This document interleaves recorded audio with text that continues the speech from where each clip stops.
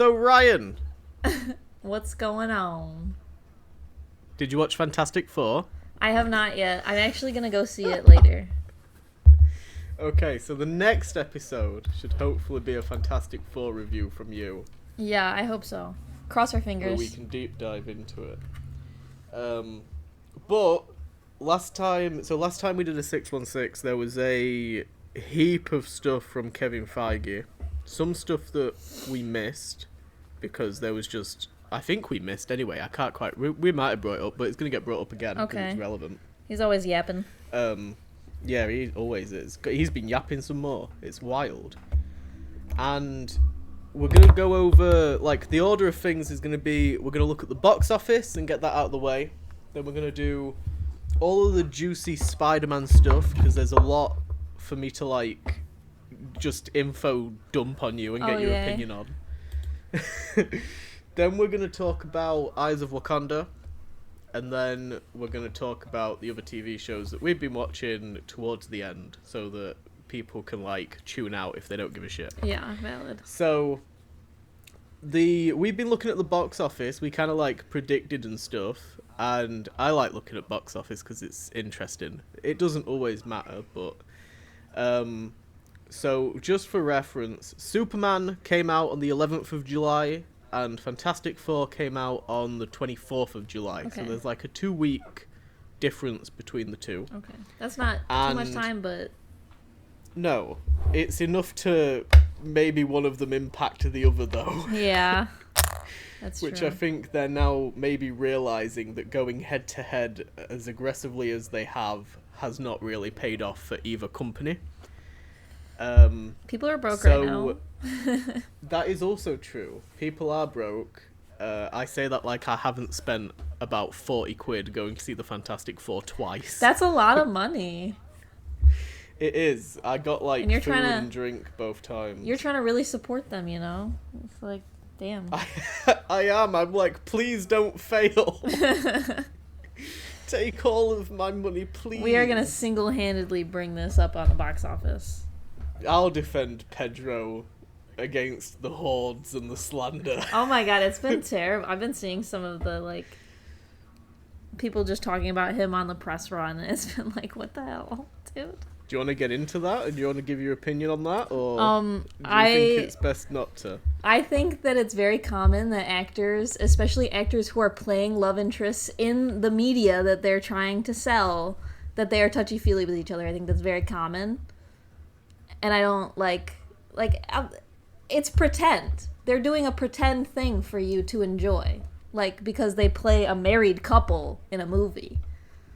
This is with Pedro Pascal and Vanessa Kirby, if people aren't aware. People are upset that they're touching too much because Vanessa Kirby, I guess, is pregnant for real and, like, married. Or engaged or something like that. I don't know.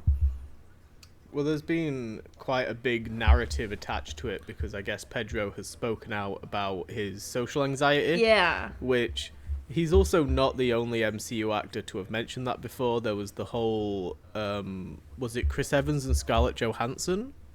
Yeah, I think at like I do. a Comic-Con, was he doodling on her hand or something because he was socially anxious? It might have been something like that, but I do remember that being a topic of conversation. Yeah, but people did attach like a romantic suggestion to that as well. And I mean, the same thing has happened just this year with, I know that you probably didn't see as much of it as I did. It was all over my TikTok. But for the Warfare film, Right. Kit Connor and Joseph Quinn. Oh, wow, really? Kit Connor openly said that, like, whenever he gets socially anxious, he can get touchy-feely with Joseph Quinn. Aww. They can hold hands and shit. Aww. And it isn't a romantic thing. Joseph Quinn just helps ground him. Yeah. So, it's definitely not a new thing, but I think it's definitely been, like, people are picking and choosing what they see and they don't see, because Pedro clearly also has the same interactions with male co-stars Right. that people are choosing not to acknowledge. He had, maybe it weren't as touchy, but he was still very friendly with Bella Ramsey for The Right. Last of Us, and he openly spoke about his anxiety during that. True, I remember that. So it's all come around very convenient right after he spoke out defending his trans sibling, and then suddenly the far right are trying to cancel him. Yeah, it seems like that. I think it also chalks it up to like yeah, consent is very important, but you can't also put your boundaries on other people because like it's very possible that they've had conversations about this where that he knows that it's okay to do this with specific people that he's with. Like you don't actually know these people and all of their conversations they have. You're watching a 30-minute interview. They've been working on a film together for like a year. They have just because you can't go out and be touchy-feely with your female friends. Right. Doesn't mean that... Maybe that says a little bit more about you than it does Pedro Pascal. It might say a little bit. So yeah, that's been...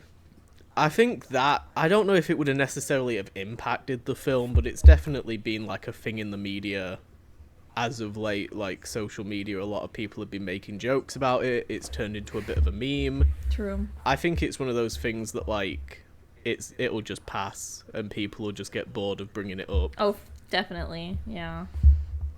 But yeah, so back to the box office. Right, we kind of just disregarded that whole topic. It probably was something that needed to be brought up at some stage. So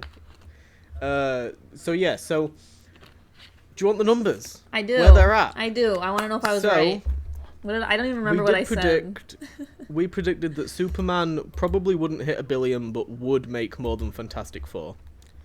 Okay. That's what we said like 3 episodes ago. A decent amount of time before Superman came out. Superman is now currently at, bearing in mind it's been in the box office now for 3 weeks, it's at 550 million.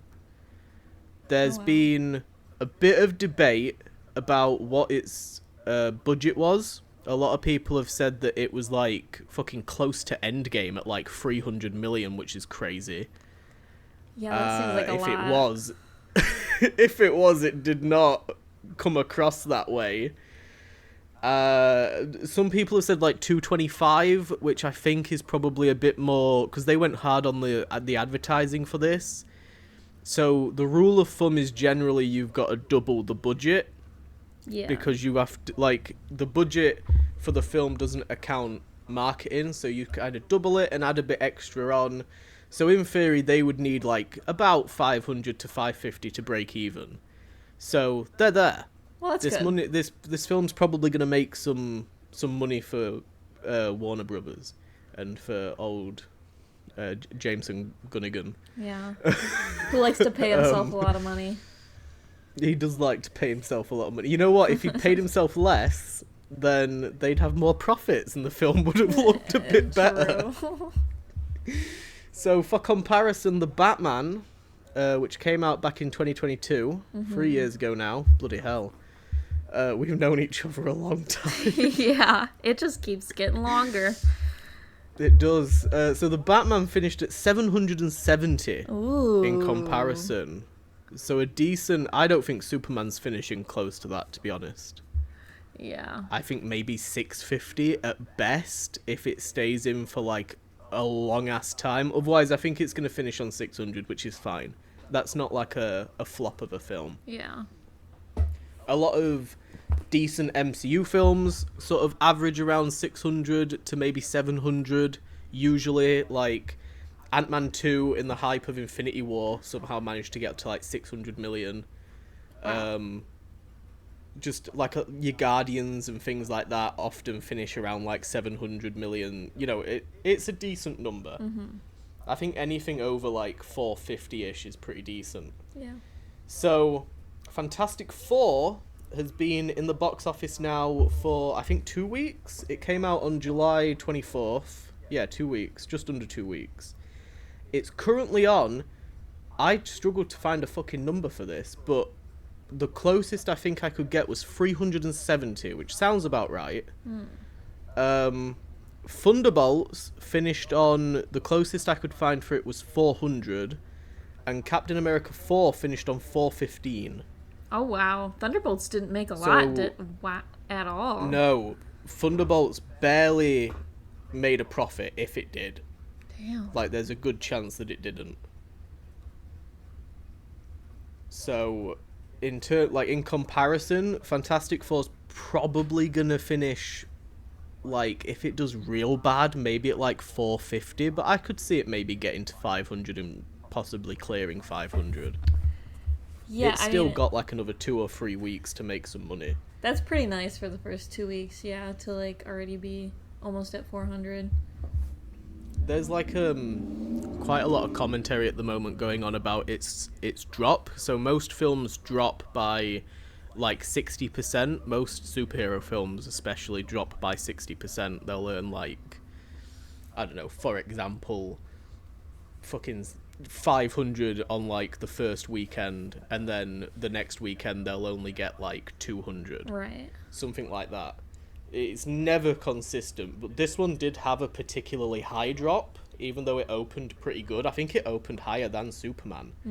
But it had such a significant drop that now it's kind of struggling, but I think it's going to clear both Thunderbolts and Captain America 4. Yeah, I hope with the fact, like, we don't know any of the characters is going to help with that. Yeah. Well, I mean, we do know the characters, Definitely. but, like, not in this universe yet. Yeah, Fantastic Four is like, it's one of those things that it kind of stands out on its own. It's not connected to the rest of the MCU in the same way that like Cap 4 and Thunderbolts was. Yeah. So it's, and I think that general audiences outside of like DC and Marvel fans probably know the Fantastic Four from the previous films. True. So you've got it's got like the same name recognition as like Batman or Superman. So it'll be interesting in like 2 or 3 weeks time when it finishes its run what it finishes at. But I still think Superman's probably gonna beat it. Yeah. But that's the roundup. That is where we're at. It's still going to finish pretty low. I mean, they're beating Phase 1 films. I think, like, the first couple of Phase 1 films barely scraped past, like, 400. But this deep into the MCU, I don't know if they should be averaging, like, 600, 700 by default, I feel. You would think, but, you know. Do you think it is superhero fatigue? It can be, but they also some people just wait for the movie to come out, and they don't want to go to the theater to see it, which, I mean, I don't get it because I like seeing movies in the theater, but some people, they don't like to wait, and they also don't like to have other people around them when they're watching stuff, which I guess I understand. So it could just be definitely a big thing. And you get it on Disney Plus in a few months. So people are gonna watch it on Disney Plus for sure. I know that's what my manager at work is waiting for it to hit, waiting for Thunderbolts to hit Disney Plus still. Yeah. And it takes a while, but if people are patient, they don't like really care about seeing it first. They're gonna wait.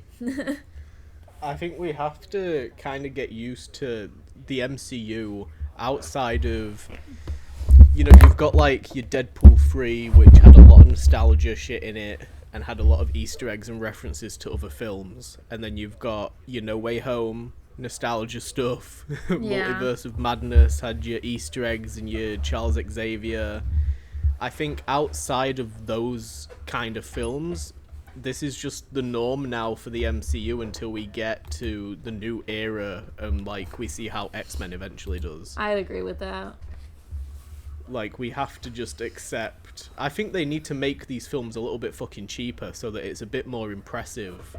There's a rumor going around at the moment, and it's probably bollocks, but there's a rumor going around that they want to cast unknowns as the new X-Men, specifically so that they can charge them less. Oh, Jesus. Because they're at a point right now where, like, again, I don't know if it's true, but, like, every single appearance that they get out of, like, RDJ, they're paying him, like, tens of millions of dollars. Yeah, and crazy. It's just costing them so much money, which, you know, we know that he got paid bank for Endgame and Infinity War, and he's getting paid bank to return now. But yeah, like, even when they get people in to do, like, cameos and shit. Yeah.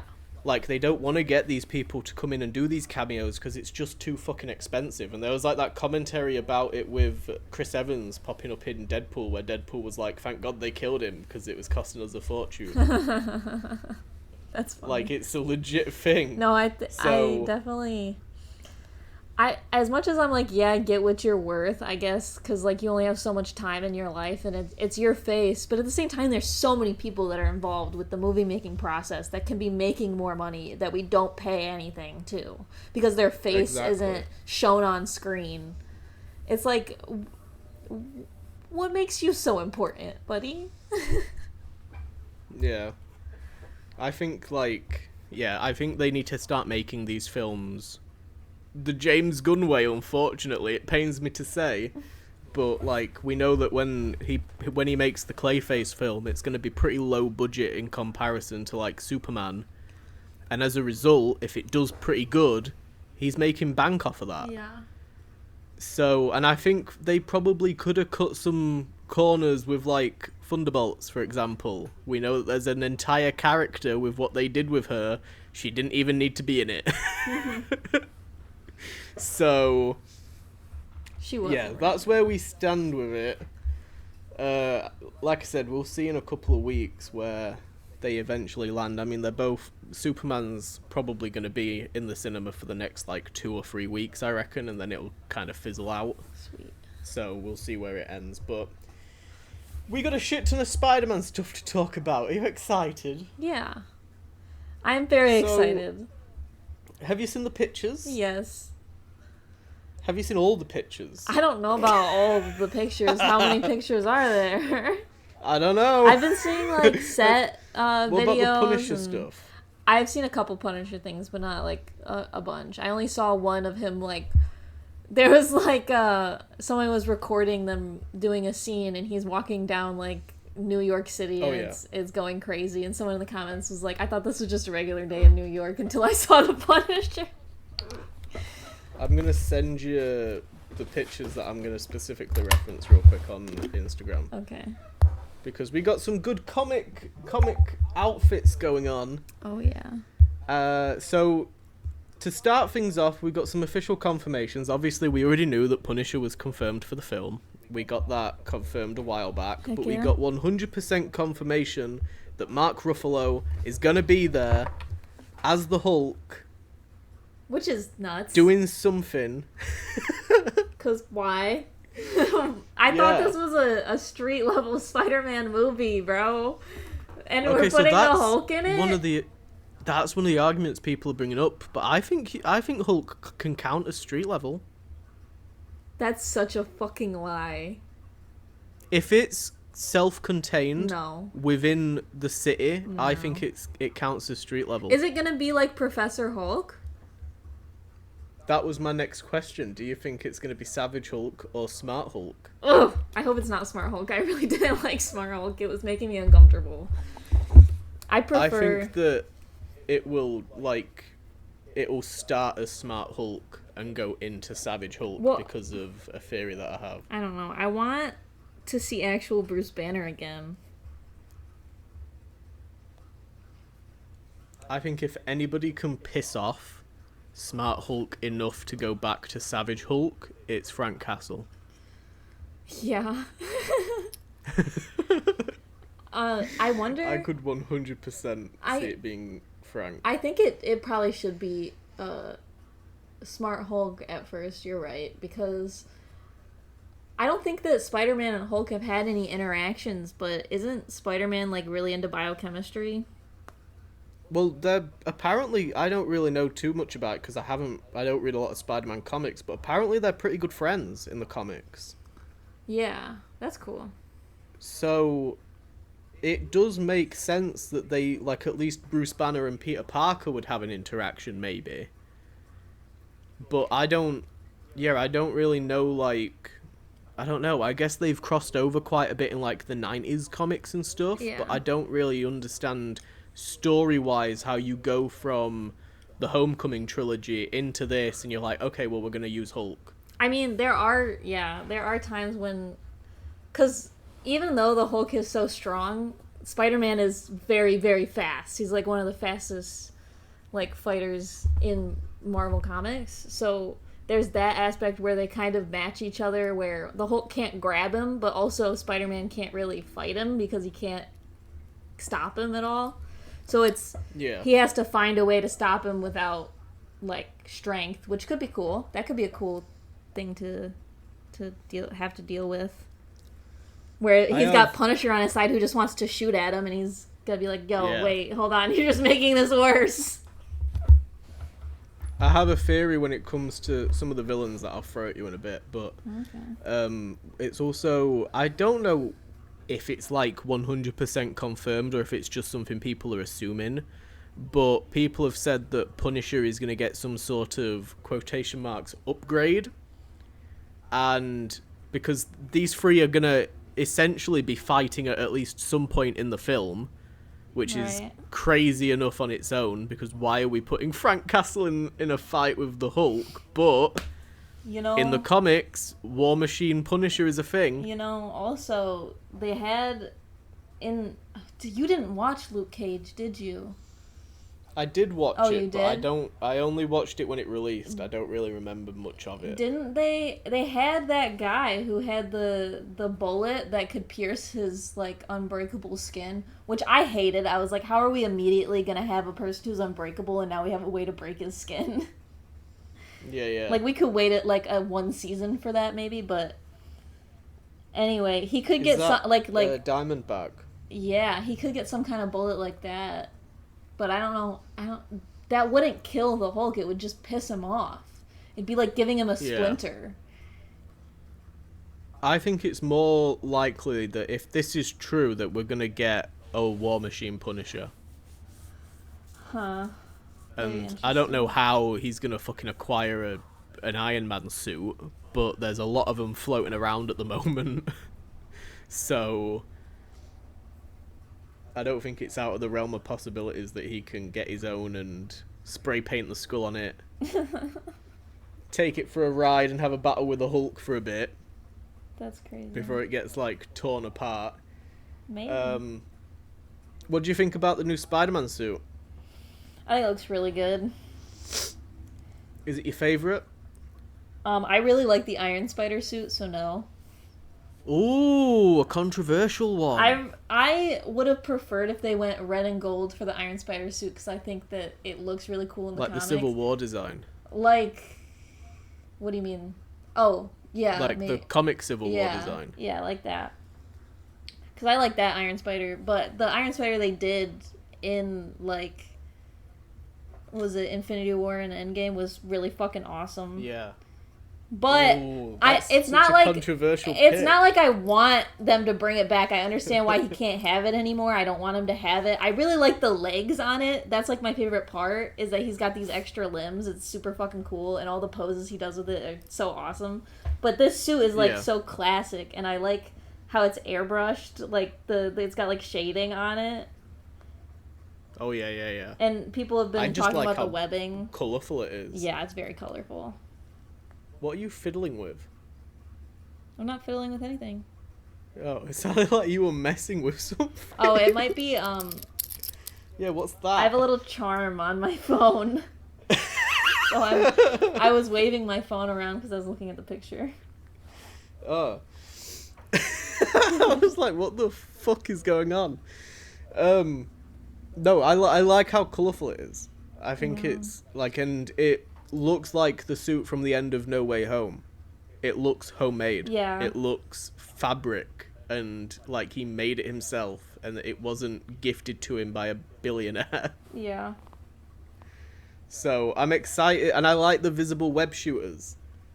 I do too. They look really fun. They look stupid and clunky, and exactly how they should look. Yeah. Like for a Spider-Man that is making his own shit. And they look very easy to break, and I have a feeling they're going to get broken quite a few times. Oh, definitely. Without a doubt. They're just going to run out of web fluid. That was my first thought. Yeah, that was my first thought when I saw the reveal. I was like, oh, well, they're fucking breaking. They're definitely getting trod on by a Hulk or, like, squished or something. That'd be awful. But then we've also got... So, the picture that we've got of like Punisher's outfit is apparently from the special presentation that they are also filming, or they just finished filming. They're like doing these things back to back, so he's getting a special presentation next year, which I think the character is called Mamanucci, and it's from a Garth Ennis run of Punisher from like the early 2000s, I want to say, or maybe the 1990s, I can't remember. Interesting. But they're adapting a story, or they're adapting these famous Punisher characters.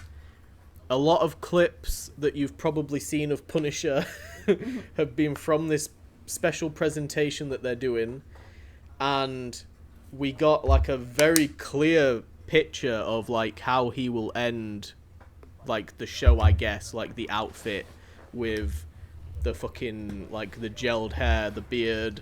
Oh, wow. The whole shebang. So, and I'm assuming it takes place before Born Again? I don't know. Maybe. Yeah. The ending of Born Again is a little bit confusing now that Punisher is popping up in 2 other projects. Yeah. I wonder if he'll also be in Daredevil next year as well. I don't know. Well, he did get out at the end, didn't he? Yeah, it was suggested he got out, yeah. So I guess now he's probably on the run from Kingpin. But would he run? So that's the true question. Well, yeah, that's the thing. He's more like posted up with a minigun mowing them all down. Yeah. Usually. But if he appears in Daredevil, Spider-Man, his own special presentation, and then there's a good chance that he'll get a cameo in Doomsday, that's a shit ton of Punisher for an entire year. Yeah. Which is insane. They are like milking the shit out of Punisher while they've got him. I mean, it's kind of interesting that they're going so hard on him as a character. I'm for it. I really like John Bernthal as the Punisher, so give me more. But I think when they realize that they've got like a character that is clicking with audiences, they really know how to exploit the shit out of that character. Yeah, that's true. They did it with Scarlet Witch. She was popping up in like Marvel projects for like 6 years in a row. Yeah, that's true. And then just disappeared. Yeah. So I mean, I think that there needs to be more of this though. Like I was thinking about it earlier, because like when we've been talking about like pitches and like whatever, why is the MCU failing on superhero fatigue and stuff. Right. It does feel like there is no like cohesiveness in terms of the characters. There's no reoccurring characters in like any fucking projects anymore. And the one that you had was Kang, which you now can't have. That's true. So, like, you used to get, like I said, Scarlet Witch would appear in Age of Ultron, and then appear in Civil War, and then she'd be in Infinity War, and then Endgame, and then WandaVision, and like she'd be in all of these fucking things consecutively, and it would be the same for like, you know, you'd see Vision, and you'd see Hawkeye, and all of these characters would be like present and around, but we've waited so long for like Kate Bishop. Where the hell is Kate Bishop? Right. You know, she had her own show, and then she was in the Marvel's end credit scene, and then that's it. Yeah, she's been sitting around for a while. And then a lot's been happening since then.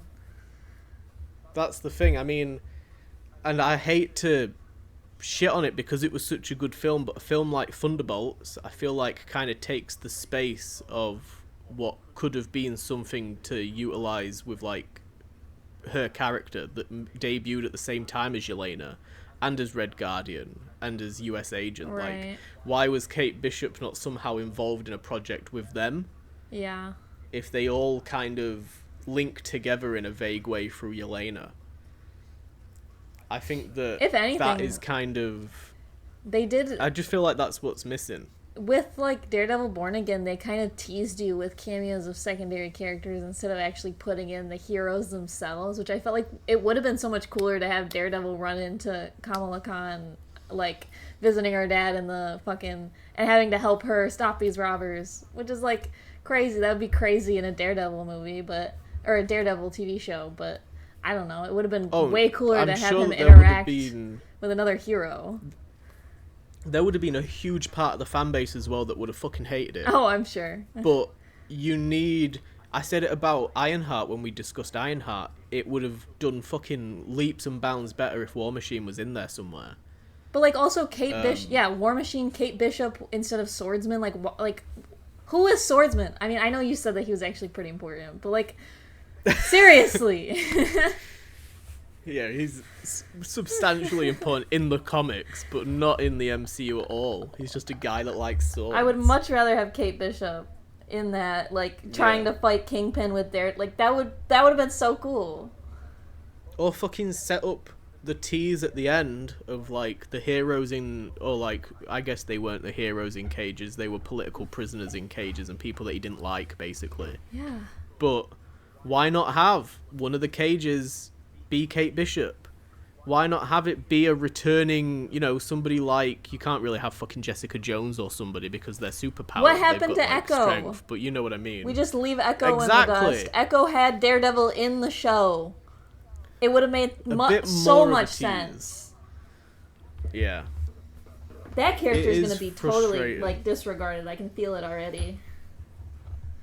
Oh yeah, if they don't like recast and reinvent the character post Secret Wars, she ain't coming back. Oh my god.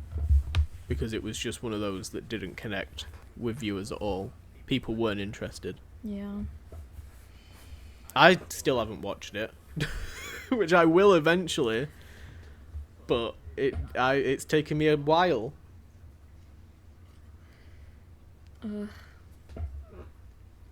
Would you like to know who else is confirmed for Spider-Man Brand New Day? I would. Scorpion! Oh, I actually heard about that one. Yes, Michael Mando's coming back. Was he in... He was in Homecoming. Yeah, I was gonna ask. Was he in that? He was in that end credit scene with the Vulture.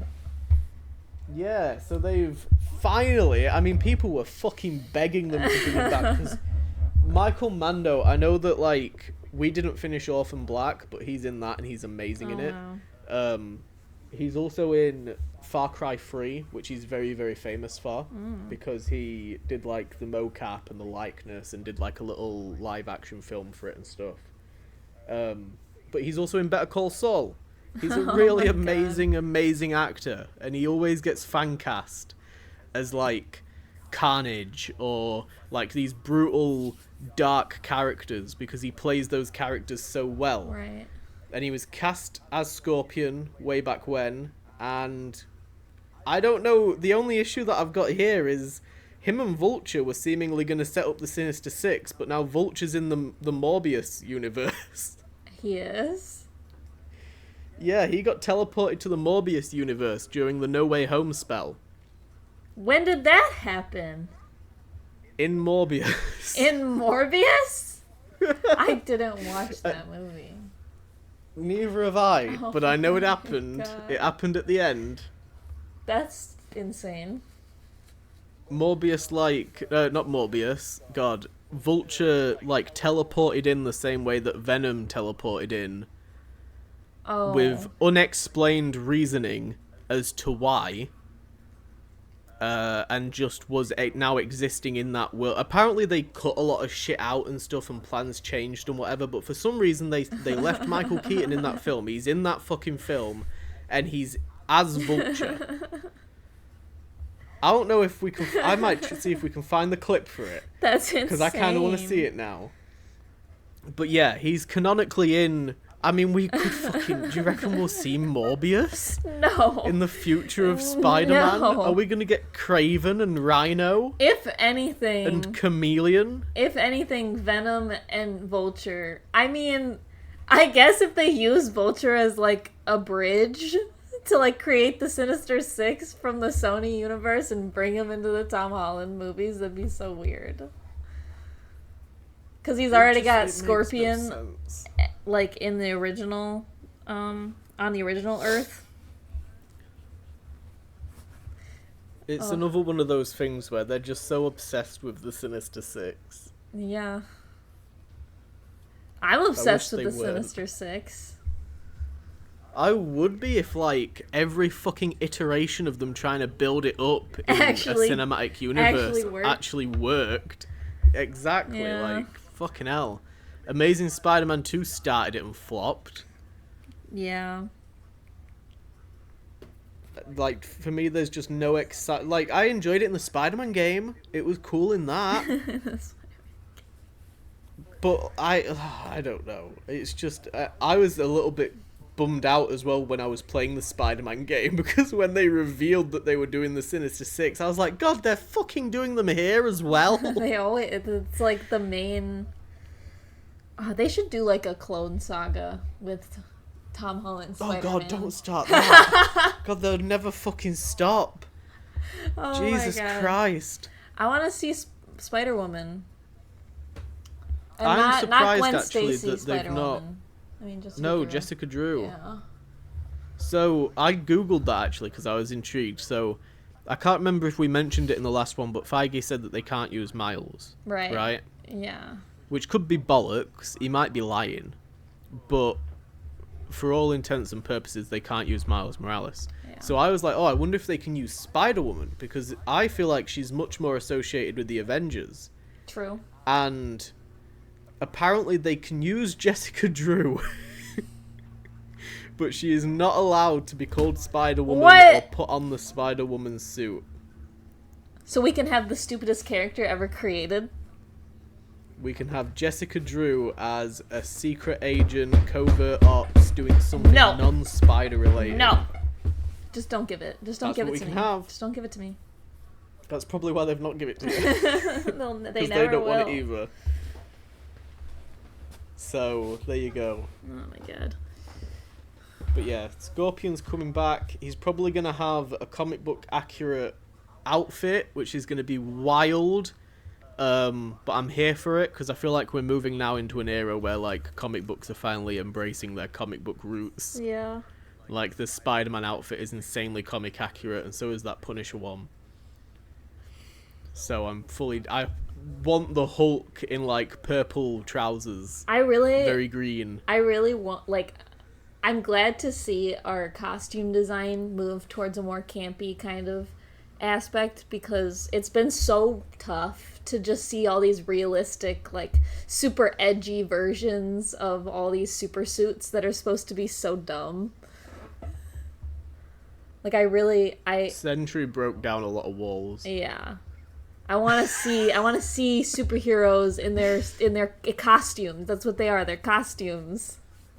Yeah. Do you reckon Jessica Jones? No. No, you don't want to see Jessica Jones in her jewel outfit? I don't think that... Well, I think... Okay, maybe that would be fun. I think you've got to have at least As, one like... scene where she puts it on and she's like, yeah, no. Yeah. Because Kristen Ritter would do such Well, a good I would job want to of that. see it. I would want to see it, like, in her closet. Like, shoved to the back. That would be quite And they, funny, like, to be convince fair. her to put it on drunk one day. Yeah, And she's, like, that would be quite funny. really uncomfortable because she's remembering her past. We never get to see her past, though. Yeah, no. Because if she doesn't get to relive it, then we ain't seeing it. Okay. Who do you think Sadie Sink is? I don't fucking know. I don't care. You don't care. You're not bothered. Get her out of here. Yeah. What about if she's MJ? I'll be pissed. So will Tom Holland.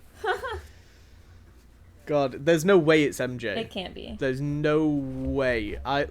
So somebody that I speak to about this fucking shit was saying that he thinks that it's going to be MJ initially. Mm-hmm. He's now switched to Mayday Parker. So let me break down why he switched from MJ, because I had to explain to him that Tom Holland, I almost said Peter Parker, Tom Holland got final approval on the script, and I was like, he's so head over heels for Zendaya, he wants to marry her and have kids with her. Do you really think he's going to let her get benched in a Spider-Man film by somebody like younger and looking more comic accurate? It's not happening. Also, I just don't see Tom Holland being the kind of person to be like, ah, yes, this person that is 6 years younger than me. Let me have a romantic interest with her in this film. I hope not. It would be weird. God, that would make me hate the film if it's really MJ.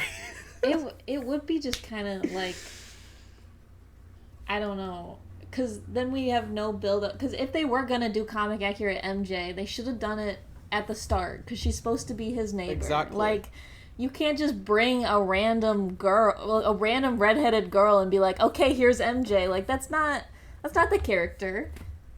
It's got nothing to do with her. Also, like, MJ's meant to be a supermodel. True. And this is no diss to Sadie Sink, because I love Sadie Sink, but she gives more like she's an actor, whereas Zendaya is a fucking supermodel. Yeah.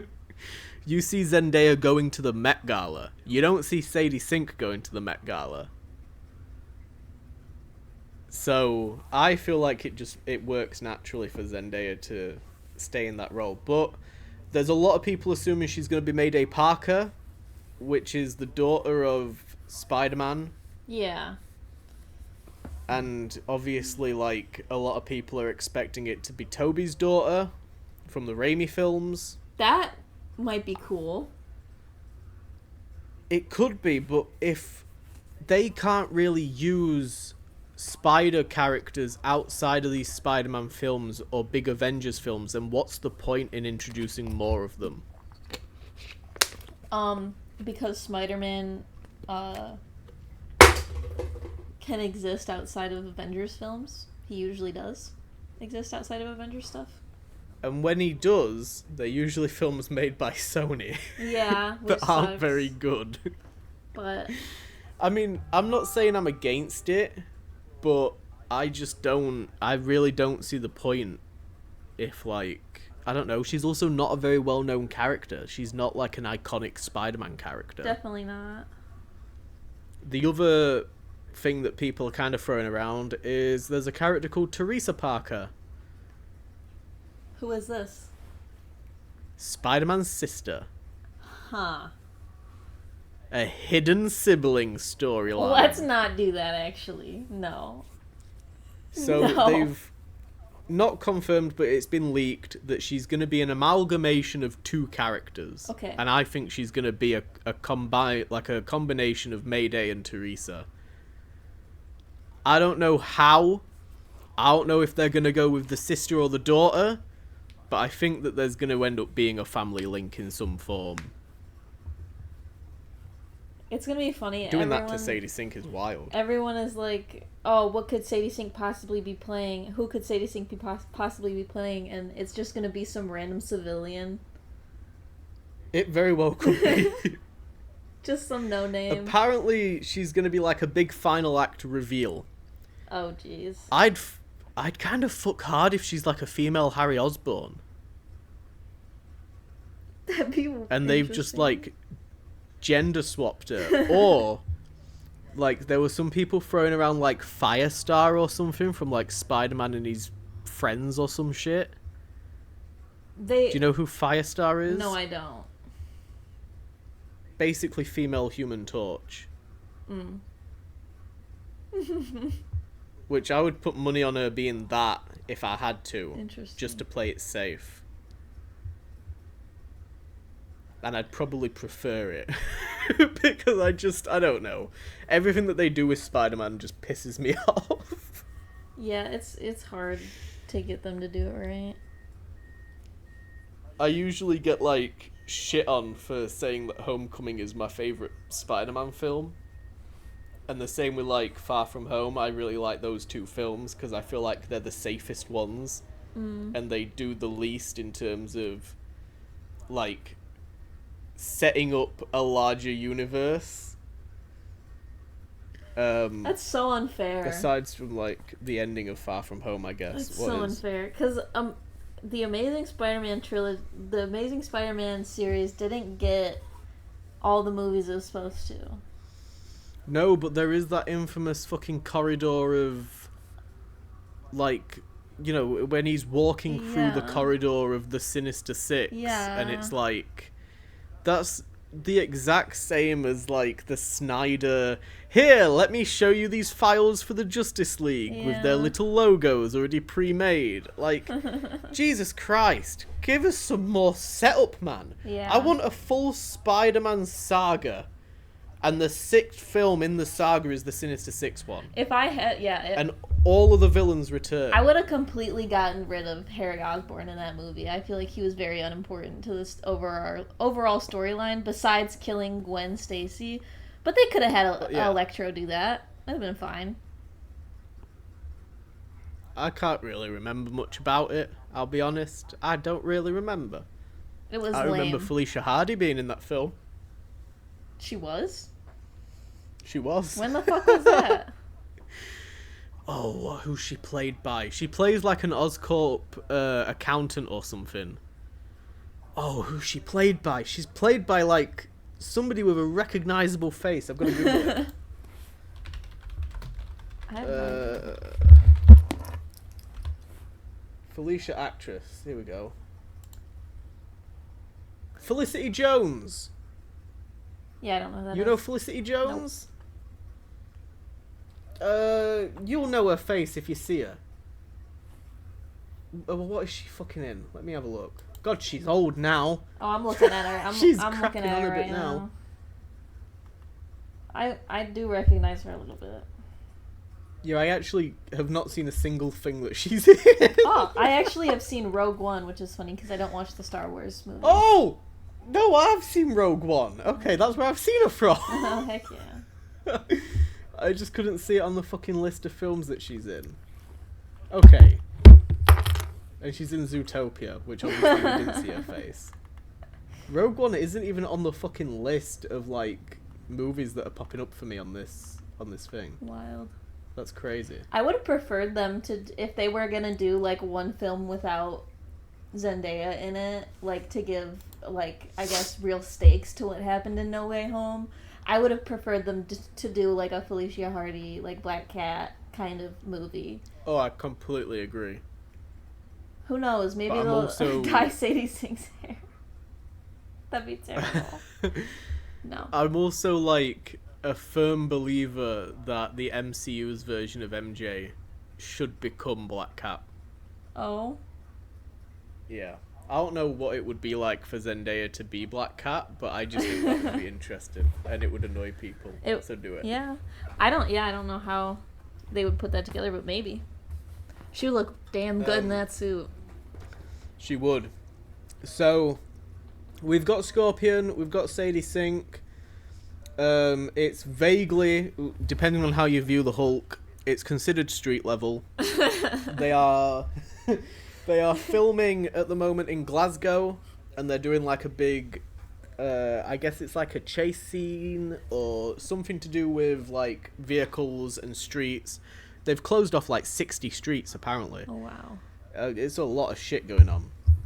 They were like, people were like, why are they filming this in Scotland and not in New York? Well, they need to close 60 streets and they need to be local to the God. Doomsday set for obvious reasons. Yeah, there's no way they could do that in New York. People would die. Exactly. People working on the film I'm would be glad killed. that it's practical. There's a lot of like behind the scenes footage of like Tom Holland or maybe like a stunt double or whatever, but Spider-Man on like the back of a tank and they're like barreling down the street and it looks pretty cool. I have seen the A lot of tank people are one. also upset. A lot of people also upset that it's getting leaked, and I would say it's not getting leaked. This is free PR. They are doing this on purpose. Yeah. To hype up the film. They are deliberately letting fans get close enough to... Like, you've got kids taking picture with Tom Holland in the official Spider-Man suit that will be in the film. And these pictures look like Spider-Man exists and is real. This is the Right. best PR that they could ever do. I feel like it's pretty cool to see. I think it's pretty sick. I don't think necessarily everything that people are going to record is going to end up in the movie, you know? So you don't... And it's not going to look the same as somebody That's true. recording it on their phone from 50 feet away. Like, Exactly. what? You're gonna have like the camera's gonna be cut into Frank Castle with a sniper and a big CGI Hulk, and you're gonna have all sorts of shit going on. Yeah. Let's go CGI Hulk. Yeah, woo! It's what we all need more of. More Hulk. Yeah. We're just putting Hulk in fucking everything now. So, okay, there's a certain insignia on the tanks. Have you seen that? No. So, there is a red demon-looking insignia. And it's been theorized for a long while that this character is going to be involved in this film. Who do I know who's the red know. demon? Yeah, exactly. No, not the one you're thinking of. No. No, we'll loop back round to him in a minute. Spoilers for my next question. No. So, it was rumored a long time ago, like right after No Way Home came out, that the next film would be Mr. Negative. Oh. And his gang are the Inner Demons. Oh, yeah, you're right. So, I also have a theory that maybe that's how we get Savage Hulk. Maybe he, Negative Hulk. And it fucks around with Bruce's head. Yeah. There's been a lot of fan casts for your favourite member of The Walking Dead to be playing him. Really? A lot of people would love to see Stephen Yeun as Mr. Negative. I will say, I just watched Mickey 17, which I don't know if you saw that one. Not yet. In that, he's kind of an asshole. Like a smug asshole. Who? Like, Stephen Yeun, the character he plays. Sorry, he's in the movie. He plays a character. He's kind of a smug asshole, and he does it really well. I feel like Mr. Negative is in Mickey 17. No, but like to play like a bad guy that you would dislike, I feel like he could do it, even though he is so very likable. He was in the running for Sentry. Really? He was the original Sentry. So, God, I can't God, remember that if it was a is change in director or what the situation was. But he was... They obviously hadn't closed the deal, but he was the actor for Sentry. Oh, wow. And then something changed with the film, and I think it was like... It must have been the director, or something changed, and he dropped out, and obviously Pullman came in.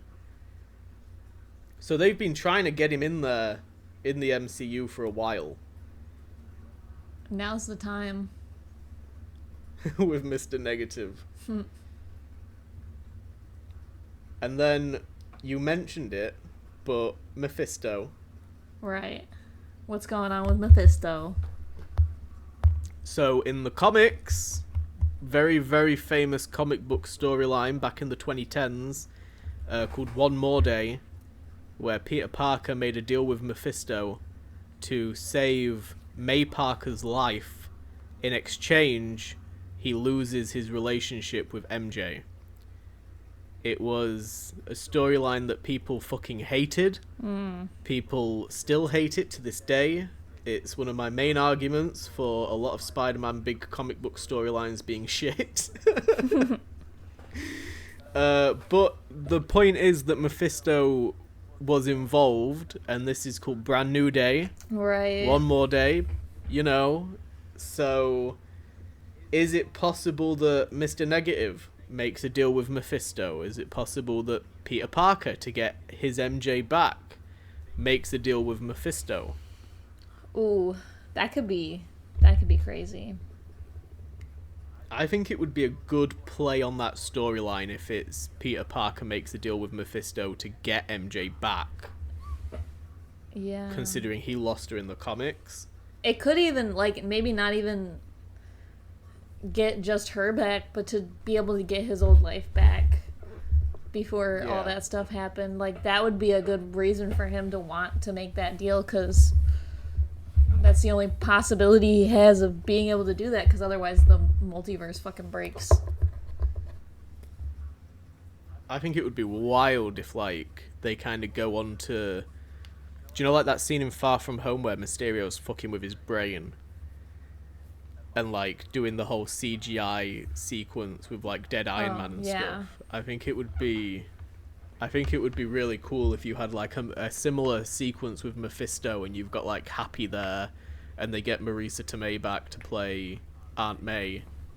Oh wow, yeah. And you have like some distorted, like some distorted what if kind of future of if it actually gets, like if it actually ends up working.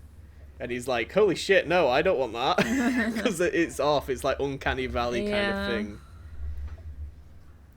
But I think it would be sick to get Mephisto this soon after Ironheart. It'd be a fun way to use like his spider sense. Like he can tell something's not right, even though he's got them back and they seem so normal. He still feels it. I would put like... Yeah, I reckon I would put money on Mephisto being involved somehow. Even if it's just like an end credit scene reveal kind of thing. Yeah. I'd love if they somehow managed to link him in. They really need to if they're gonna do things with him. Like, I really feel like they need to start making these bad guys feel important. Yeah. Right now it's, like, even, Thanos was so much build up for such a huge, payoff while still putting other villains in the fray, which they've just not been able to do that since then, especially with the Kang stuff that happened, which is unfortunate because, who can really predict that, but they fumbled after, for sure. There's definitely, there's other villains, though, that they could have been using this entire time, like Zemo. Yep. Where the fuck has Zemo gone? He went viral for his dance meme. Well, he's definitely back in Wakanda. Way back when. But, they could have easily... had him escape in Wakanda Forever when they flooded the city. Well, yeah, they could have done that. Or, in the comics, because he's controlling the Thunderbolts from prison, what if he was controlling the Thunderbolts from a Wakandan prison? There's, loopholes everywhere. Where's the fucking power broker? Sharon Carter. Dude, that is seriously, what is going on? They're never going to resolve that. No. Never. No. Absolutely not. I think I'm fine with it as well, because I don't like her character. It was annoying She's not that the they Carter I even wanna did that in the keep first place. Yeah. I don't know. I didn't enjoy that storyline at all. But no, I do agree with you that they need to keep these villains around for longer and establish them as bigger threats. I think we also just need more Avengers films. Yeah. We've gone 6 years. Almost, it'll be 7 by the time Doomsday comes out, and we used to get Avengers films every 3 years.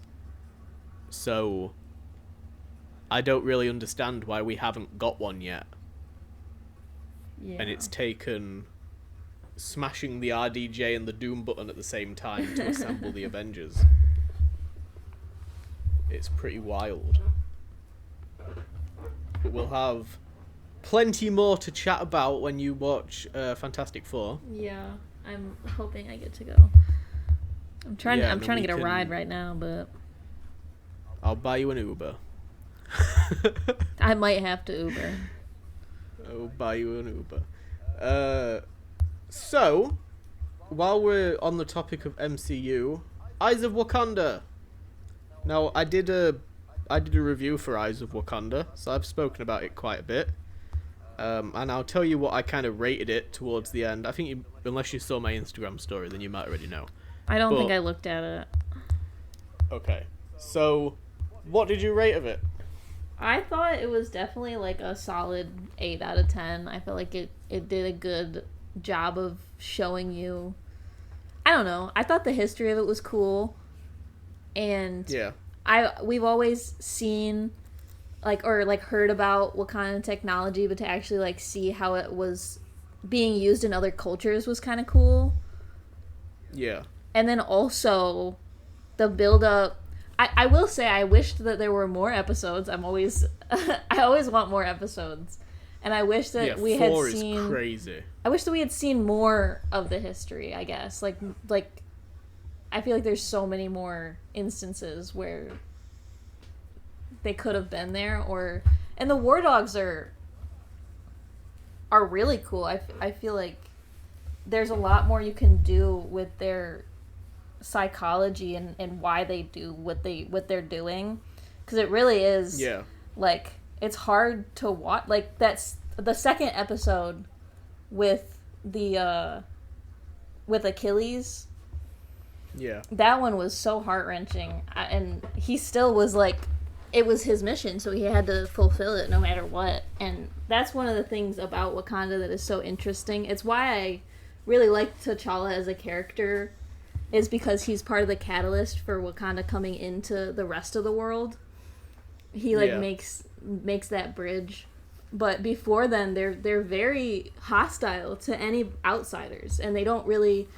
They think that everybody in the outside world like is just war hungry, and they're not wrong for the most part because we are always fighting each other. But it's still, it almost doesn't help them, which they show, I guess, with the last Black Panther. They show how that actually ended up being the reason that they failed at saving the world, is because they were so cut off from everybody. Yeah. And they didn't even think that the other people deserved their help. So it's just, it was very interesting look on how that all culminates. I liked that they kind of added in. My favorite episode was the Iron Fist one. Yeah, that one was really cool. Yeah, I liked that when he took. I mentioned it in my thing, but I'll elaborate on it a bit here to see what your opinion is. But when he took the artifact from, we'll assume that it's Kunlun, right? But we don't know where it was in the mountains, right? But because Iron Fist was there, you've got to assume it's Kunlun. Yeah. So when he took the artifact, she made a point of saying that that might be part of your culture, but it's also been a part of my culture, right? And it's now actively a part of my culture, and you're taking it, right? It's now important to us as well. Now you're doing. I thought that was interesting. Yeah, because they're doing exactly what they are saying they're recovering it from. Yeah, that is very interesting. I thought that was really cool. But yeah, that was my favorite episode, and it had my favorite moment in it where she's stuck to the ceiling. Oh my gosh. And she's like, I killed the dragon Shao Lao and whatever, I am the Iron Fist, and then she powers up. I thought it was amazing. I loved her outfit and stuff. I thought that the animation style was really cool. It was very interesting. It wasn't your usual what if animation. Yeah. They injected some arcane in there. I felt like the fight scenes were really fluid and honestly they some were of very the coolest. Smooth. Yeah. They were so cool. Especially the different ways that the people fought too. When the Wakandans fought, it was very specific, as opposed to when Iron Fist fought, and then even how the different people in war fought while they were battling each other was completely different. So it was very cool to see all that. As soon as I watched episode 2 and they were doing Achilles, I was like, oh, Ryan's gonna like this. I was like, some mythology shit. Yeah. Ryan's gonna watch this. Dude, it was crazy. So the Horde in the last episode, they are a reference to villains in the comics, and they're a celestial level threat. Okay. They're a very, very deep cut reference to the comics, though. I'd be very surprised if I'd met anybody that was like, oh yeah, I know the Horde, they're from this. Right. Yeah, I had no idea who that was or what it was. No, they were vague enough that they could have been completely new, but they are a thing from some comics at some stage. Very cool. They're like a celestial locust, basically. It's weird. And I liked how it tied into Killmonger. Dude. And the whole, it elevated how important Killmonger was. When I realized that's who they were talking about, I got so excited. And then you saw him at the end of the episode, I was like, hell yeah. But yeah, when she was talking about the Lost Son, I was like, the Lost Son? Who could that be? Who could that fucking be? Oh my god, it's him. It was amazing. I thought it was like, because I've not really watched Black Panther, I don't think, since I first watched it. Yeah. So it's definitely been a while, but I get like the gist and the importance of it and stuff. And I never really got too much like why Killmonger in particular was so important, but now they've kind of done that thing that they do with comics where they release additional comics after the event has happened that flesh out the event more. The reason... And I like when they do that. The reason that Killmonger was so important is because he is proof that even though you excommunicate people, they could still come back and cause problems. And that's not... The solution isn't to just force people out. And that's what T'Challa realizes at the end of the movie, and what causes them to even open their borders. Kind of. They're still a little bit, iffy about it, but they're at least working with other nations. Like they become part of the UN. Yeah. So it's like it's so it like made it also, that did make it even more important than it was originally, but it still was a very important catalyst in that movie, like for Wakanda and for T'Challa and even Shuri. Like that was their blood, their family. They didn't even know he existed. Yeah. It's crazy. That's, like, that film for me is definitely a case of, like, I need to go back and rewatch it. I really want to rewatch it after watching Eyes of Wakanda. I was like, I kind of want to put it on, because it's just... Well, we've already mentioned doing Civil War, so we could do Civil War and Black Panther. Oh my god, yeah. But no, it definitely elevated. I found like a new appreciation for that character now, knowing that like, oh, okay, because I hadn't really made that connection, because again, I've not seen it in so long. Yeah. But I hadn't really made the connection that like, okay, what he does in that film results in Wakanda, interacting with everybody else, and the reason you don't even hear about Wakanda before then is because they've been so closed in. Yeah. So, and I mean, yeah, I thought it did a good job. I mean, during the Accords in Civil War, they were trying to make their steps, but it was very small steps, and it was going to take a very long time, and they weren't showing their whole hand, It was just rumors of what Wakanda is or where it's at and all this stuff. They weren't showing everything until Black Panther, and we actually saw Wakanda. That was like... So I just think... There's also, I think, partly in the comics where you don't even, like, most of the world doesn't even know that Wakanda is, like, a whole community. I think it's just, like, a small village. Yeah. So. I would imagine that Zemo bombing a Wakandan press conference as well probably didn't help. Yeah.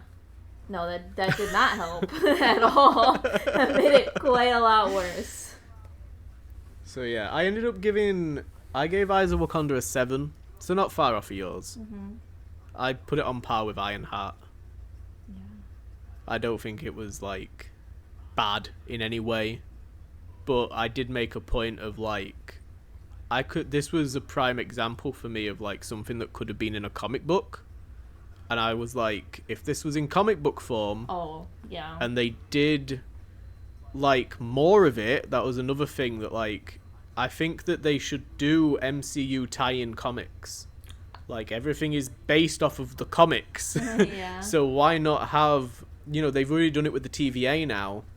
Why not have some MCU canon comics? And I would like this could have been 4 issues of a comic book that made an entire volume that you could physically buy and put with your MCU collection. And I just think, like, it was a bit of a missed opportunity. And they could have done more of it if it was in comic book form. I don't think it needed to be an animated TV show. See, I disagree. I would say, I understand. I agree with the fact that, like, they should do tie-in comics. And this would have been a very cool comic book. But I do think they underutilized their animation. Even in, like, because the animation was good in this, it could be way better. And they're a Disney company, and Disney is known for their animation. Not now, they're not, but they were for so long. And they really... Oh, yeah. I feel like you can do a lot in animation that they just choose not to do. because they don't want to put forth the budget for it. I do agree with you, and they're doing like Marvel Zombies, for example. But that's another thing where I'm like, why are we wasting a slot in the year like this close to a reset on something that, like, it's not necessarily about people asking for it, because we've already established with like Agatha all along and Thunderbolts and stuff that you don't need to ask for something to receive it and it be good. But my point is that, like, this didn't have to exist, and if it didn't exist it wouldn't have mattered. Like, it expands on Killmonger, but it didn't need to necessarily. And it does it in such like an indirect way that, like, my only takeaway from it is like, oh, they're starting to use Iron Fist now. What does that mean for the future? Not a lot, because we're resetting. Yeah. I just feel like if they're gonna do an animated TV show, like, why not do a Moon Knight animated TV show? They have a Moon Knight live action TV show that they're fucking dancing around renewing. Okay. Or Blade. Where the fuck is Blade? Blade should be live have Blade action through too. time. But this is, like, my point is that why not have it linked to a character that is then going to make the leap into live action, or has already been in live action? I mean, the link. The link is Black Panther. People dogged on What If. No, I get Black that, Panther but you never is still, see T'Challa. That doesn't matter. You're seeing the different Black Panthers, and you're seeing the different Wakandans. That all, like, is their history. That makes up the royal line. Like, this all leads into Shuri being Black Panther now and having to lead Wakanda in this uncertain time with all of this pressure, and now her mother is dead, her brother is dead, her father is dead, everyone that she cares about is gone. All of that is very important. Wait a second, but throughout all 4 episodes, you only ever see one Black Panther. Ah! This is my point. It should have been more episodes. I don't think it should have been a comic book. I think we should have had a full TV series. 4 episodes is like literally nothing, especially animated episodes. They're like 30 minutes. I love when they have like superhero events mixed in with world life events. I love that they did the Battle of Troy. I love it too. I would love to see so cool. Wakanda during World War II. I pitched it in my MCU pitch. I wanted a World War II Black Panther film. They should have had the Eternals somewhere in an episode. Because the Eternals have been throughout history too. Why did we not have them animated in there? Like, that would have been cool. Some war dog comes across the Eternals and has to get vibranium from them. That would suck. That'd be a terrible day at the job. If this was a Dora Milaje show. I think it's Dora Milaje. And it ended with, like, Okoye's origins, right? And then the next film, Okoye becomes a Black Panther. Fair enough. Then fucking play ball. Go for it. Oh my god. But I don't feel like you're never going to see these characters ever again. It really doesn't add any weight to Black Panther 1 because that film's already out now. It does, though. I don't think it does. It does. Because unless we get Killmonger back. And also, I think it was cool that they brought back the quantum leaping, like, through time. Oh, yeah. That was interesting. But I do think that I do think it's important. Because of the fact that we've been doing so much time travel, so much, like... And it's kind of interesting that, like, that was meant to happen. Before it was just like, oh, this guy, he made bad choices, but he had a bad upbringing. You know, like the standard villain stuff. He like went through all these like problems where he grew up and then found out that he could have had a great life if his dad wasn't excommunicated. Like, the fact that all of that was meant to happen in order to save the world, save humanity from extinction, that's crazy. So, on a Marvel rewatch, do you watch this before Black Panther or after? Before. I feel like my point is proven. This should have come out before Black Panther, because it adds more weight to it then. Black Panther 1 already being out, it's too late now. Okay. Unless the character comes back. It would have been cool for it to enough. come out then, but they didn't expect Black Panther to have any hype. They didn't expect it to do good at all. It was actually actively being boycotted 9 years, as well. though. It has been a while, you're right. But, like, I don't know. They also weren't doing a lot of TV shows then. They were doing, like, the Defenders stuff, but that wasn't even really I mean, them. I have the same critique about Fantastic Four, to be fair. I feel like Fantastic Four should have come out sooner. So, like, I don't know. I still enjoy the show, and I like what it did, and I do agree that it should have been more episodes. They need to fucking stop this bullshit of 4 and 6 episodes. Yeah. This ain't a TV show.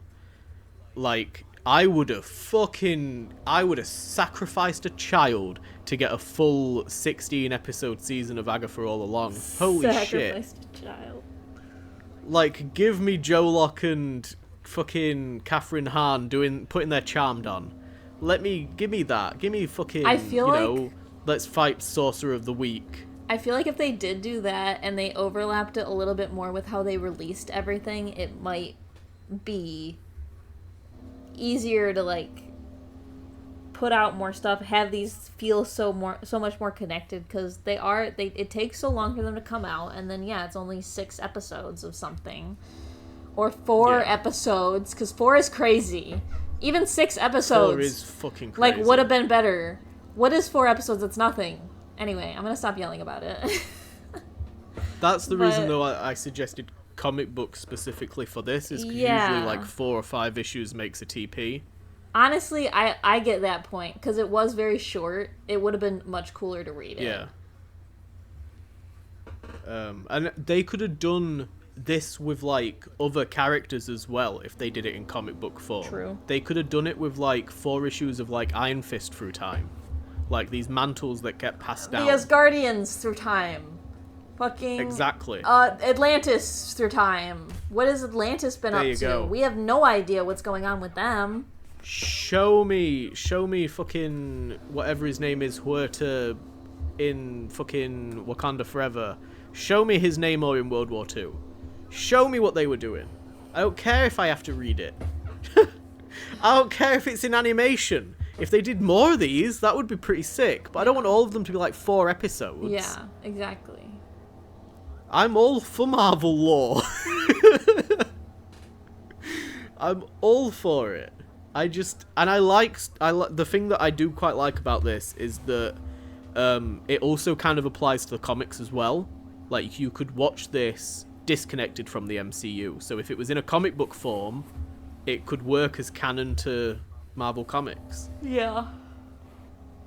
True. And it would still make sense, I assume anyway. I don't really know about the Killmonger bit, but...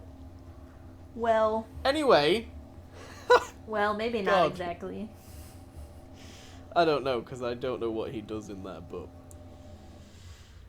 God. Do you want to talk about what else we've been watching? Yeah, let's give it a go. What else have we been watching? Well, I've still been watching The Walking Dead. Yep. Did you figure out where we left off? No fucking clue. Okay, well... I think somewhere... You were talking about Sanctuary. Yeah. And the fact that Negan was taking multiple wives.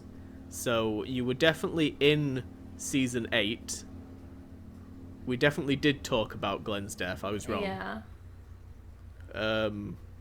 But we never spoke about, like, the deaths that happen in Season 8, because there's a few. Right. We never spoke about the finale. We never spoke about it like that. Okay. Well, Daryl's out now. That's one great thing. Oh yeah, because he was captive. We didn't even get onto that. He was... Oh, we did... I thought we talked about him being taken. No. We spoke about him with the Burnface guy. Right. Early on. Right. But no, we never got onto him being locked inside of a cell and the music being played on repeat. Oh yeah, that was rough to watch him go through. Poor Norman Reedus. It was... Yeah. The fucking... The dog food was the worst part. I feel like Daryl's fine with dog food. I mean, food is food, but no one wants to eat dog food, I don't think. So did you finish season 8? I think so. I can't really remember. What happened last for you? What happened last? Well... It's faded into just a blur. It really now, has. There's so much that happens. I don't know. Well, I think actually at Hilltop they're having issues. Oh, they did like their whole fight against Sanctuary. Oh, I remember what happened last. They Oh yeah.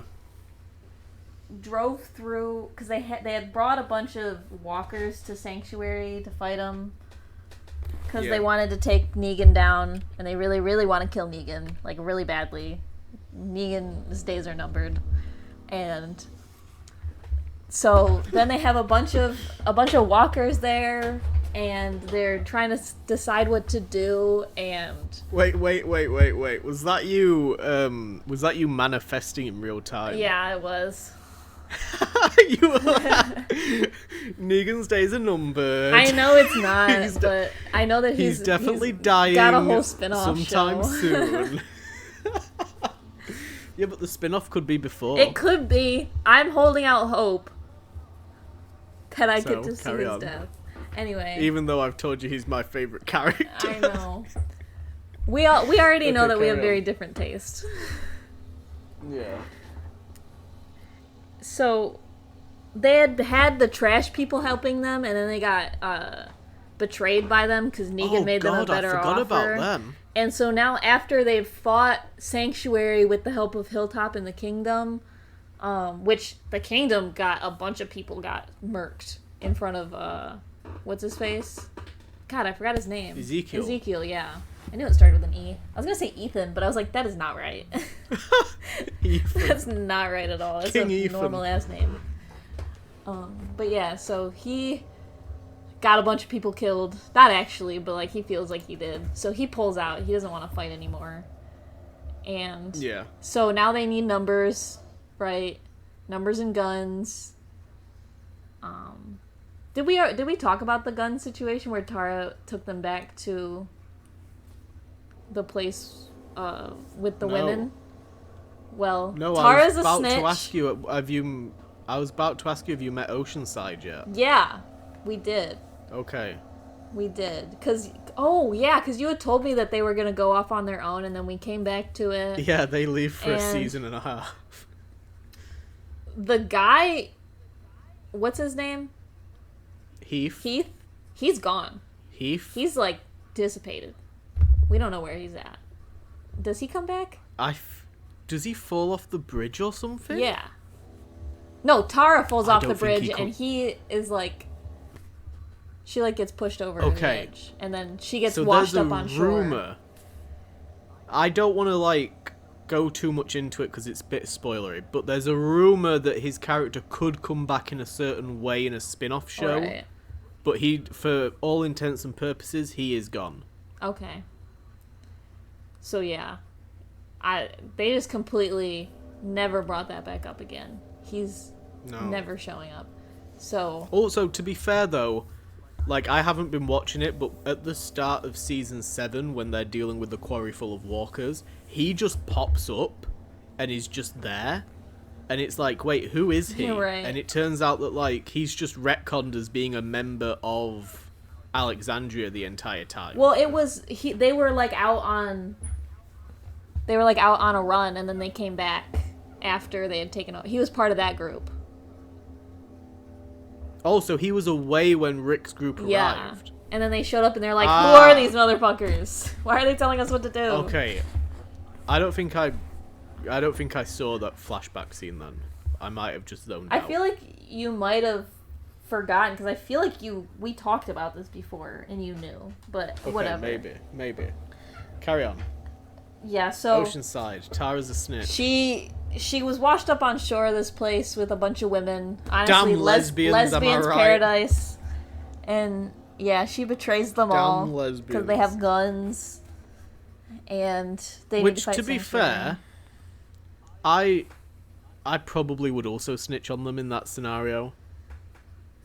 I probably wouldn't have. I gotta be real.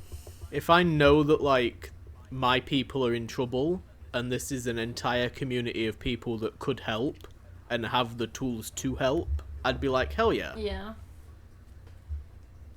But don't they end up getting, then, like, captured? Is that a thing? I don't think so. Oh. Well, maybe not then. What happens? Well, they got the guns, and Oh. they were, because the old lady that runs Oceanside, she, like, didn't want them to take the guns and didn't want to help, but, like, kind of the other people wanted to help, but the old lady still forbade everybody from doing it, and so the daughter was like, you know what, I'm just gonna hit my mom upside the head, and you guys are gonna take the guns, and everything's gonna be okay, and that's how they kind of... Possibly kill my mother. That's how they figure that out. But they still don't have extra help to, like, fight Sanctuary. Okay. Which, I'm pretty sure this happened before they got the kingdom to help them. Because then they got them to help, and they did their whole attack on the Sanctuary. And then the kingdom pulls out, so they need more help, because Hilltop also sucks at fighting. So they're still down people. They don't have enough people to fight Sanctuary. And Rick decides, what a great idea. I'm going to go try to get the people who just tried to kill all of us to help us again. And he does that by letting them put him into a container and then almost killing one of their members with a walker that they tried to kill him with. Oh, like the Buckethead Walker. Yeah. So he showed his skills from season 2. I hated that storyline. Yeah, it was a lot. Like, he's gonna fucking... He already knows that they're pieces of shit and that Jadis is, like, a dickhead. Yeah. And then he's gonna go back to her. Yep. After already being... I hated it so much. And he wastes like, a bunch of time there. He wastes so much time there that no one else that's at Alexandria knows what the fuck to do. Except for Daryl, he's like, I got a plan. I'm gonna go drive through these walkers and let them all into Sanctuary so that they have nowhere to go. So he does this. Yeah, this is fucking... bearing in mind the season prior, Rick, without much fucking convincing, is down to take out a whole satellite array of Sanctuary fucking saviors that he doesn't even know are really, like, a threat or anything. He barely knows them. And then, like, the next season, he's risking life and limb, dropping his fucking trowel and getting his cock out to try and convince these fucking trash heap people. Why is he not taking, like, this squad of SAS trained level fucking survivors? I'm sorry, get Carol, give her a fucking machine gun. Seriously. Take Daryl, give him his fucking crossbow and a bike, and wipe out these motherfuckers before they can betray you again. Yeah. Holy shit. It was nuts. I don't think that's gonna go very well. I don't know. I don't think I saw how that ended yet, because I'm right where Daryl's doing his plan. And... Oh, actually, no. I do remember how that ended, because Daryl... I forgot who was with him. I know Rosita was with him, and then someone else. I can't remember. But everyone else says no, and Daryl's like, I'm still doing it. And so he... lets all the walkers into the Sanctuary so that they go and attack the people who are downstairs, which are mostly workers, so this is very wrong, okay? Like, this is technically, like, they're putting a bunch of civilians in danger, but he wants to kill all of these people because they tortured him for months. So he's ready to decimate the whole place. He's ready to set them all on fire. This is the arc that is known as all-out war, right? And this is war. So... yeah. But honestly, it's not a good idea because he managed to do this and then they managed to kill all the walkers so that way when Rick shows up with reinforcements where they're supposed to find a bunch of walkers trapping in the saviors, they find no walkers and saviors who can definitely fight. So... Is that the thing where Negan gets trapped with Gabriel? Yes. That was before they drove their dynamic. They drove the bus into... Well, they drove the bus into the building, not the gate. They drove it into the building. Because they had already taken out the gate. So he, like, put a hole in the side of the building. But yeah, Gabriel was trying to talk with Negan, which we already know I don't really fuck with Gabriel all that much. But I just love, like, ever since I think it's in... It might be this season, actually. I can't remember if it's season 7 or if it's 8. It must be 8. But it's like when Negan goes to Alexandria and Rick's not there, so he's, like, passing time. And he guts Deanna's son. yeah, Do you remember that? because he wants to kill Rick. And then... Yeah, and he's like sat on the porch with Judith and all that. He's like taunting them and shit. But there's a scene where he's talking to somebody and he turns around and Gabriel jump scares him. Oh yeah, he's like, you are he's creepy like, as "Oh." shit. Yeah, that's one of my favorite fucking moments. I love it, and I love that like they then go on to have more interactions. They're just two wild characters. Yeah, it was a pretty intense conversation. And fucking Eugene is still with the Saviors. He sucks. I hate him. Ooh, I can't wait for you to finish this I season. fucking can't stand Eugene, bro. Just in general, I can't wait for you to see like how this season turns out, because they did drop a lot of viewers because of this season. A lot of people did not like it. And then, as I've mentioned to you before, the show changes quite a bit after this season, and they kind of like go down a bit of a different route, and more things happen, and more things change. Interesting. So it'll be fun to see what happens. How would you feel? Because, God, how would you feel about us watching the spin-offs? I already have plans to watch some of them, so it depends. Wow. What is Well, now going I've got on? to cut that out. Get rejected. Yeah, damn. No, you can tell me whether or not they're actually worth watching, because I Yeah. only watched, like, 2 episodes of, I want to say, the Negan spin-off. Who knows? Maybe I like Maybe it. only 1 episode. Maybe I like it so much I'm willing to watch it again with you. I doubt it. Yeah, probably not. They're getting renewed, though, so they must be decent. There's, I like, mean, quite a few fucking... They've gone, like, full MCU with The Walking Dead now. that's crazy. But yeah, I mean... I was going to say I'm glad you're enjoying it, but I don't really know if you are at the moment. I am. It's been pretty crazy. There's a lot of... Are you going to do Fear? I already did Fear. All of it? No. Ooh. I don't know if I'll rewatch it. Are you going to do all of it? No.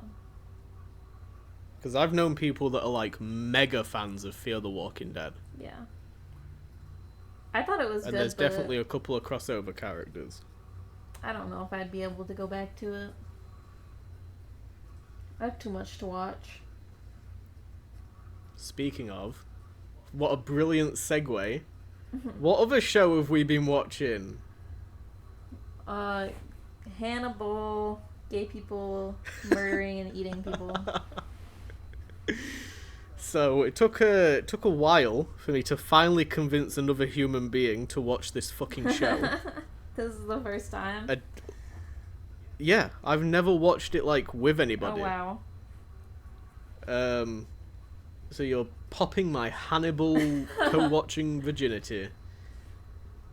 Just so many firsts. Yeah, we finished season 1 today. What are your thoughts on it? It's a rough watch. It's very, like, I mean, not rough as in bad. Rough as in, like, emotionally draining. I feel raw. I don't know what... I'm worried about what's going to happen next. Because the first season ended pretty crazy. Yeah. And I don't know. And I've kind of set it up for, like, the show's only going to get crazier, or at least be as consistent. Yeah. So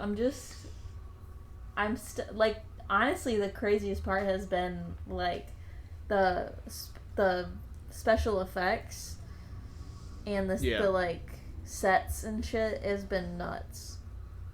Plus, they do. Yeah, the production on the show is great. Yeah, they do a really good job, honestly, with the writing, too. Like, their foreshadowing was crazy. I felt like, I don't know, there were so many things to connect. I mean, we're gonna go like, we're not gonna hold back on spoilers whenever we talk about the Hannibal stuff, just for future reference. Yeah. But like, it was so tough when we got to like episode like 8 or whatever, and they started planting the seeds for maybe it's Will and the framing of Will, and I wanted to bring it up so bad, and there was a moment where you said something, I can't remember what it was, but you said something, and it was just like a oh, you made like a noise or something. Yeah, I remember remember got suggested exactly in the show. what you're talking about, because I was thinking that Jack Crawford, because he was talking with Hannibal's therapist, I was like, oh, he's on to Hannibal, he like thinks Hannibal did it, and then I realized, I was like, wait a minute, he doesn't think Hannibal did it, he's suspicious of Will. He's suspicious of what Will has going on. This is terrible. There was one as well, I think it was like the second to last episode, where you were like, he was asking him about like where people have been and stuff. Yeah. And you were like, oh, he's onto him. And then you realised like, oh, he's not onto him. Yeah. That's exactly, yeah. The show kept like throwing you around quite a bit, but I feel like like you said, the writing for the show is really great, and it's one of those shows where going into it, you know that Hannibal is the villain that he is because of the star power of the character and shit. And the show is edited to the point where they're like, you know, oh, this is a copycat and we don't know who it is, and then the next scene is Hannibal Lecter. Yeah. It does a lot of shit like that where, you know, oh, who could the person be? And then the next scene is who it fucking is. And it's good that the writing is so good, because that doesn't take away from the fact that, like, you're still uncovering the mystery with the characters. Like, even though you know that the bad guy's standing right next to them, you're still, like, you understand why the people around him don't realize it. And it really shows, like, how bad the FBI actually is at catching killers and how much they need to rely on other unstable individuals to help them. And it's very, very interesting, all that stuff. I like as well that I only realised on a rewatch, but when we've seen Hannibal slip up throughout the show as well, like when he finds out that Tobias followed him, or like, I can't remember what the other one was. But it was that kind of. It was Abigail when she found out it was him on the phone, I think. Maybe. Oh, yeah. There's a lot of moments, well, not a lot of moments, but when the moments like that happen, and you can tell from the acting, Hannibal's like, shit. Yeah. Oh, it was when you get the flashback with Miriam Lass, and she's like, oh, you were on the medical records for that night. Oh, right. And he tilts his head slightly, and he's like, Yeah. Was I? I love little moments like that, because they make Hannibal feel a little bit more realistic, that he can be caught. It's just like, it's fucking luck at this stage that he hasn't really. Yeah. It's luck and a lot of determination. And the fact that they're not looking for him specifically, they're looking for the Chesapeake Ripper. They're so desperate to put all of the blame on a single person as well. Yeah. And they just can't comprehend that it could be a renowned psychiatrist and therapist. But yeah, it's been a real fun journey rewatching the show, and like seeing your perspective from it. And I'm really relieved that the whole, like when you talk about the writing, they speak in metaphors a shit ton. Yeah. And I'm glad that you're getting all of them. And like you got the stag and like the Wendigo, you guessed straight away when I brought it up. Yeah. And like, I don't know, because I've experienced other people watching the show. I've just never watched it with somebody. I know people that have watched it that didn't get those connections and didn't understand it that much. I have a hard time watching things with people because of that. Because I'm like, pay attention. Yeah. Like, you're missing very important information. But even if they watch it, they don't understand. I feel like with Hannibal especially, you've got to pay attention to almost everything that happens. It is pretty. Every fucking thing that gets said is like referenced again. So, it's been fun. I've enjoyed it. It was my campaign to convince you of Mads Mikkelsen being the true Doctor Doom that we needed. He should have been cast. It's actually like, it's a crime that RDJ stole this from us. can we flash back to me showing you my MCU pitch and showing you my Doctor Doom fan casting, and the first thing you said was, not a Romani actor. And I was like, yeah, but hear me out. And you were like, no, I really think it should just be a Romani actor. I do that all the time. So it's so And funny. now the tables have turned. I get it. He's a phenomenal actor, and I would have chills if he was on screen as Doctor Doom. Yeah, that's my Avengers level. The threat only right thing that would make it better is if he was a Romani actor. Romani. Yes. But I think he, like, if you told me that man was the dictator of Latveria, I would 100% believe you. Yeah, I could see it. I could see it. So yeah. We'll probably get back to Hannibal when we finish season 2. Because a lot of wild shit is going to happen in that one. Yeah. We've also got... We should be finishing at some stage, maybe this month, I would assume, a certain musical show. Oh, yes. I hope so. Yes. I hope we can finish that So we'll soon. have quite a thing or two to be saying about that one.